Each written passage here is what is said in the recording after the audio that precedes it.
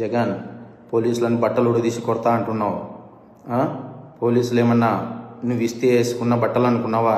కష్టపడి చదివి రన్నింగ్ రేసుల్లో ఎగ్జామ్స్లో పాస్ అయి ఎన్నో వేల మంది పోటీ పరీక్షల్లో నెగ్గి వేసుకున్న యూనిఫామ్ ఇది.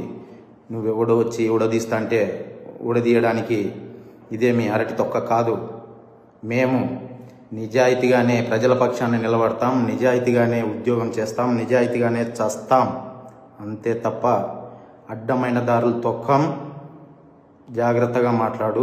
గౌరవనీయులైన రాష్ట్ర ముఖ్యమంత్రి గారికి, డిప్యూటీ సీఎం గారికి, హోమ్ మినిస్టర్ గారికి, రాష్ట్ర డీజీపీ గారికి నా విన్నపం ఏంటంటే, ఈరోజు జగన్ తన స్వలాభం కోసము, రాజకీయం కోసము పోలీసులని బట్టలు ఉడదీసి కొడతాం, బట్టలు ఉడదీస్తాం, అలాగే వారి శిష్యులు పోలీసులని అమ్మనాబూతులు తిడుతున్నారు.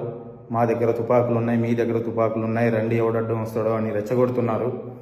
ఈ విధంగా రెచ్చగొట్టే పరిస్థితులు ఉత్పన్నమైనప్పుడు, లేదా కింది స్థాయి ఉద్యోగస్తులను భయపడిస్తున్నప్పుడు ప్రజాస్వామ్యం చాలా క్రిటికల్ పొజిషన్లో, ప్రజాస్వామ్యానికి ముప్పు వాటిల్లే పరిస్థితులు ఉన్నాయి.